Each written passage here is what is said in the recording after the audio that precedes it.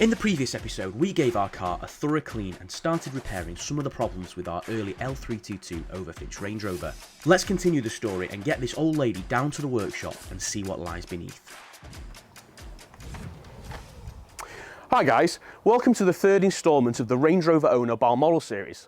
In today's episode, we've come to Cotswolds Motoring Services in Stroud to get our car on the ramp and meet Mark Young, who's going to give it a thorough inspection.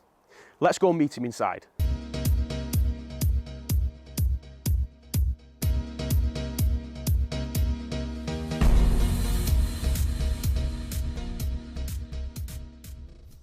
So guys, today we have the chance to put the L322 Range Rover on the lift, but you can do this at home. So when we are under the car, what do we need to inspect on the L322 Range Rover? Okay, so what we need to inspect is the rear lower arm bushes. You can, when you're inspecting them, checking for perishing on the rubber. Okay.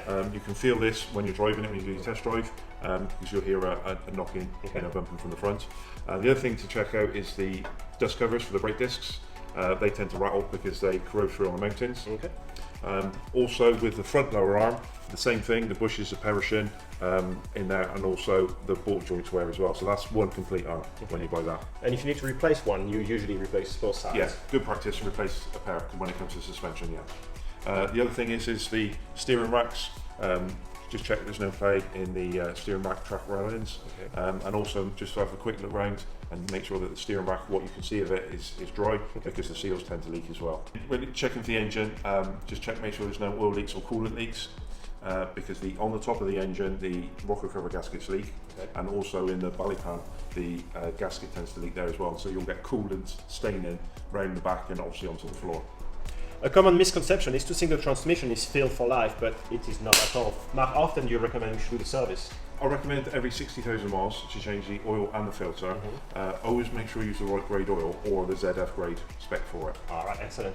Because we're doing a full service on the Range Rover, we are going to replace the oil in the transfer box, which is something you can easily do at home in about 30 minutes. Mark, is there anything else we should look out for? Yeah, one of the common faults with these transfer boxes is the high-low motor, mainly down to not getting used very often, so you should engage it once a month. It's good practice. Make sure that it's all working. If they do go wrong, it is quite expensive to replace if you buy a part from Land Rover, but there is a company, aftermarket company called LRO 4x4, and they do an uprated motor, which we fitted quite a few of them, and we've had no trouble at all. So when you're doing your checks on your L322 and you've got it jacked up, just check if there's any play in the wheel, because you're checking for wear in the upper and lower row bushes. It's quite a common bush to wear on the L322. The other thing to check for is on the damper up there, to make sure it's nice and dry, like this one is, because the seals leak on the dampers. And whilst you're there, just check the height sensor, because the rods, top and bottom of the rods where it's rubber, they tend to perish and split and break off. The airbags also check for perishing on the rubber. These have been replaced in the past, they're in good order. And the diff, like this one's nice and dry, make sure it's not damp, no oil leaks anywhere. So generally the back of this car is in good order. A very common issue with the L322 Range Rover is rusty rear sills, and a good indicator that you've got problems lower down is the presence of bubbling and corrosion higher up on the wheel arch. Now unfortunately our car's got to the point where it's going to have some welding done on both sides, so this is going to be going to the body shop to be repaired, protected and then repainted. So overall, Mark, we have a pretty decent car then? Yes, you do. How much should someone expect to pay for a full service at Cotswolds Motoring Services? For a full service, it's from $575, and that includes front and rear axle oils, transfer box oil, gearbox oil and filter, engine oil and filter, fuel filter, and pollen filter and air filter. Wow, that's pretty good. And you use OEM parts. Yeah. Right, excellent. Now it's time to get our hands dirty. So to begin the service, we'll start with the easy bits, which are checking the general fluid levels, the pollen filter and air filter. Before you check your coolant level, you need to make sure the engine is cold and the car is on a flat level surface. You then unscrew the cap and the float will rise slightly. It's common practice to check every month, and I always check before a long trip. To check the power steering level, just unscrew the cap, wipe the dipstick, put it back in, and the level should be in between the two markers. For our service, we've ordered all our parts from Duckworth Parts.co.uk. Now for the pollen filter, just take it out of the packet, and you will notice that there is two arrows on the item. We want those arrows facing up and not down. To change the pollen filter, we just open the flap, which is held in place by 4 plastic lugs. We slide the old filter out, which is really dirty, and then slide the new one place. Close the flap, job done. To replace the air filter, there's 3 lower clips on the body down there. There's 2 upper clips. Release those on that one. Pull the pipe back. Release the upper body. And there's the air filter, which is dirty, to be expected. Make sure there's no leaves and stuff, etc. in the bottom of the lower case. Drop the new air filter in. Upper body back on.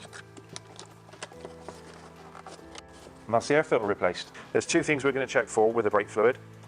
1 is the level, and 2 is the water content in the brake fluid. And we're going to do that with this tester, brake fluid tester. Firstly, we unplug the brake level sensor, unscrew it. Make sure you've got a bit of rag to hand, because you don't want to spill the brake fluid onto the bodywork, because it will damage it. You get a tester, you just pop it into the fluid, and this one's green, so this is good to go. So you want to ideally change the brake fluid every 2 years, and then you just pop the cap back on, plug in the sensor wire, job done. Now we come to the messy part of the service, the oil change. But luckily for us, this particular car has got a separate oil canister. On some cars, the actual oil canister is attached to the engine and it can be quite difficult to remove. All we're going to do is we're going to release the top of the lid and replace the filter. So we've got a socket, carefully undo it with supporting the canister as well, so we don't damage the mounts. Remove the lid. Now, we've got a filter here from Range Rover, and in the box you get a filter, a replacement O-ring for the cap, and a copper washer for the sump. So we are going to just remove the lid.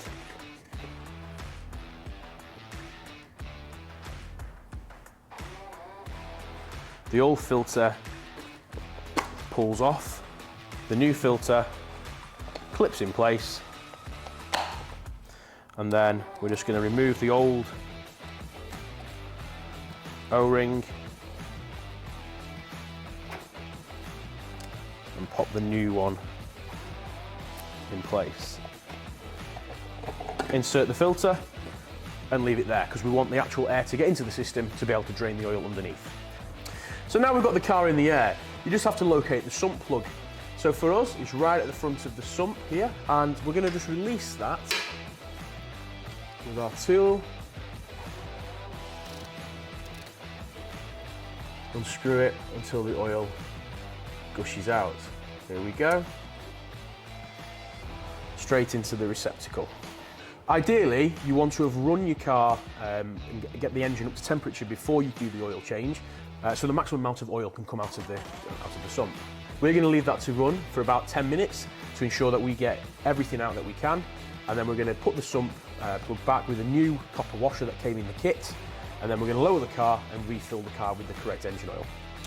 So we fitted the new copper washer to the sump.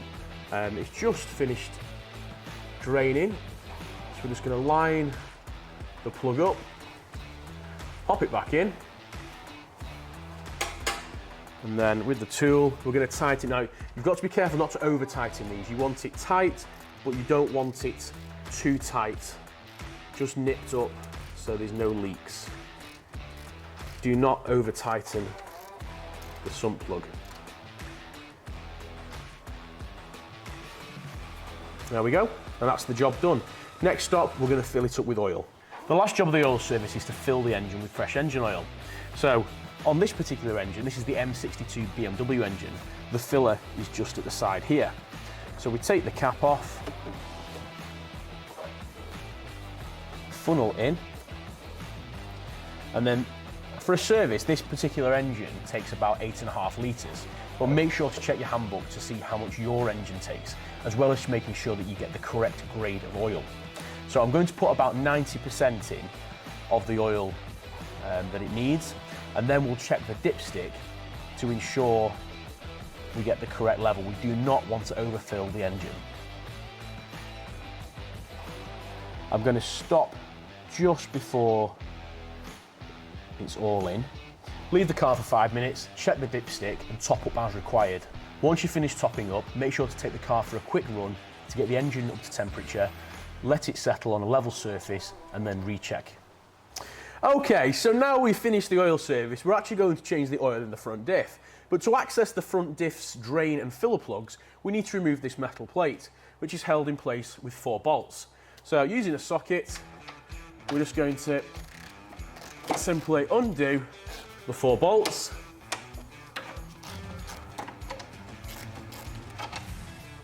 You can now access the drain plug as well as the filler, which is slightly higher. Best practice, always undo your filler plugs before you undo your drain plugs. Reason being, if you drain the fluid or the oil out of your, in our case, front diff, but we can't undo that filler unit, then we're in trouble.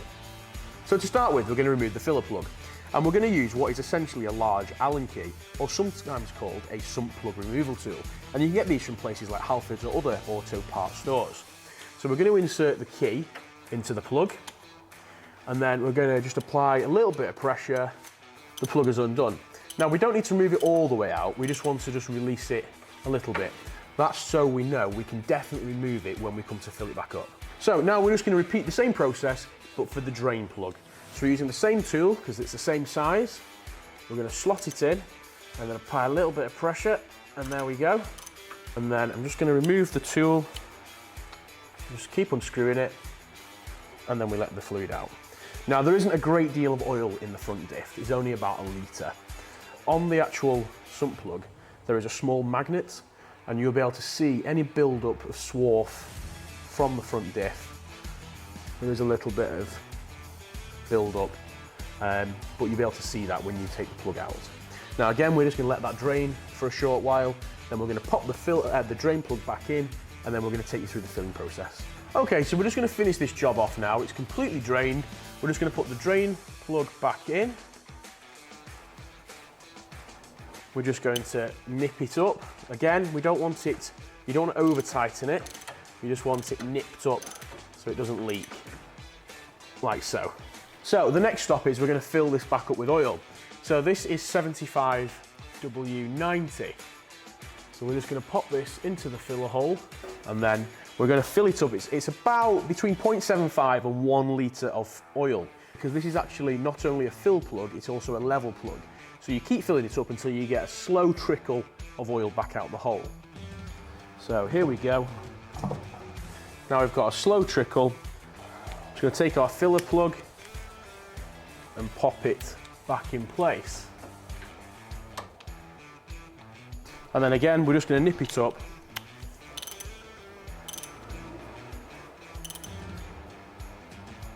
And that's the front diff oil changed. So now we've finished the front diff, we're going to do exactly the same on the rear diff. It's the same principle. We're going to undo the filler first.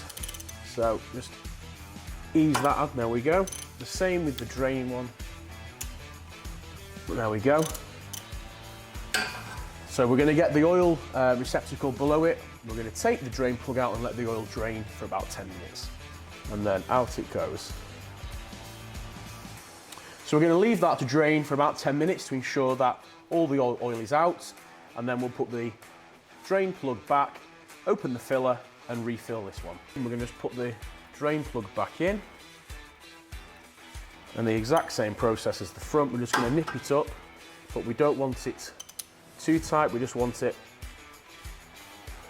nipped up just so it's not leaking. And now we're going to fill the diff with the same oil as the front diff.